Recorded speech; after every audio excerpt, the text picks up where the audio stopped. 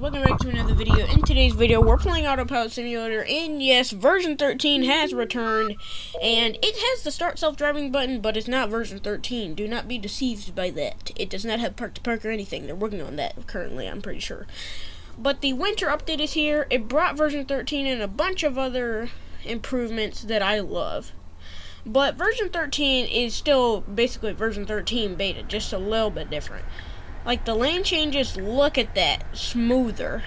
At least the first part of it, but that part is still not fixed. So yeah, version 9 is smoother than version 13 in some areas, but most areas, I feel like version 13 has improved a lot over its version 13 beta. I still love version 13 beta, and yes, this version can go through the drive-thru if you put the mile per hour to like 5 or something, like a really low mile per hour, so it doesn't hit the pole or drive off the road or off the driveway. But yeah, it's pretty cool, but it also still sometimes gets on the wrong side of the road, so that's why I disengaged there. But later in the video, you're gonna see the lane changing. Like, version 13 has some interesting behavior. But anyway, my car is a Model YL in Autopilot Simulator / FSD, and there's a new mini map in the top right of the screen. And we're turning into a neighborhood here. Well, FSD is. I'm just here to supervise. Oh, yep, okay, drove off the road again, but that's fine. And also, when you turn the steering wheel, the car in the visualizations also turns. And it feels like it's a little bit more forced to follow the path planner now, because I've noticed it's, like, it follows the path planner a bit more. But not too much. Most of the time it should follow the path planner, because the path planner is making some pretty smart decisions. But anyway, next navigation route, we're routing to the camp. But in the middle, like a little bit after this, I had to charge my car because it was like on 10 miles left. I don't know why I didn't charge it before doing this recording, but yeah, it's really dark. You can barely see the steering wheel except the lit up buttons and the screen. But yeah, there's also dark mode. Dark mode's back. And there's a new dash cam and release notes thingy. But look at this. On the highway. Boom. Goes over one lane and then goes over a second lane and then boom. Lane changes over 2 lanes, which is just bizarre, but yeah, that was pretty cool. I might make that recording into another video, maybe. I don't know, maybe, possibly, I don't know.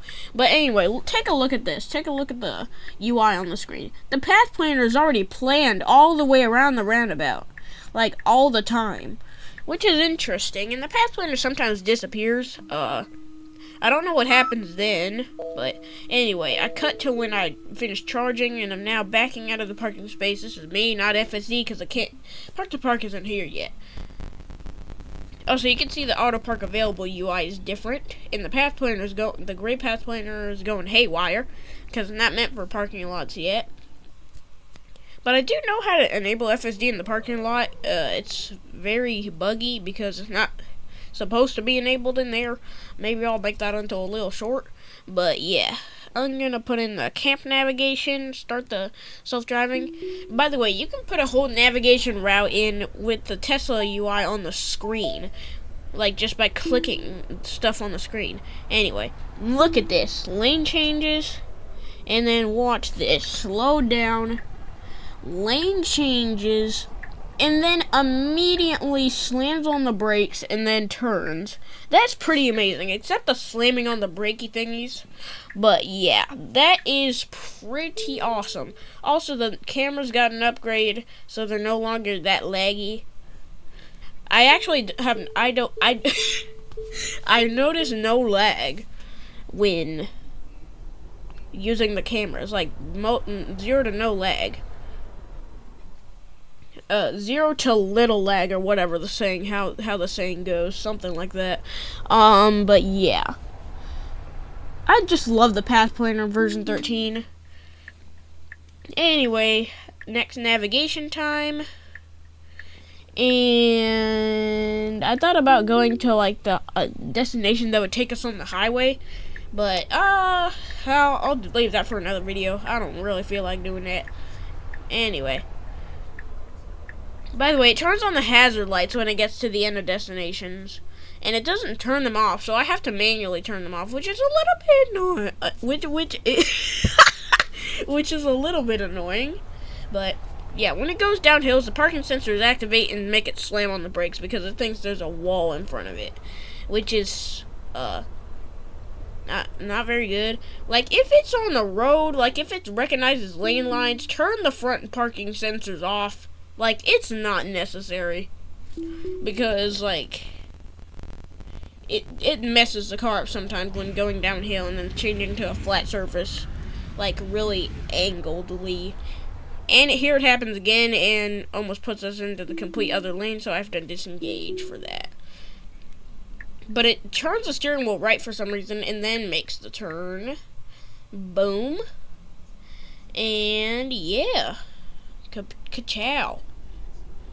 And also, I just realized you can't put the phone on the wireless chargers, but the wireless chargers are out there. The Teslas are very detailed in this game, which is pretty cool. But anyway, fast forwarding to basically the end. This was a very quick video. It feels like I've been talking for only like a minute, but yeah. Taking a left turn, going to the Autopilot Simulator Museum, which you can't go inside. Anyway. So, yeah. Alrighty. And, oh gosh. And kaboom. We have arrived at our destination. I hope you enjoyed this video. Don't forget to like and subscribe. And bye-bye. And by the way, also, I put the vehicle in park. It doesn't, FSD doesn't do that automatically. They should make it do that, but it doesn't. Anyway, hope you enjoyed this video. Don't forget to like and subscribe. And bye-bye.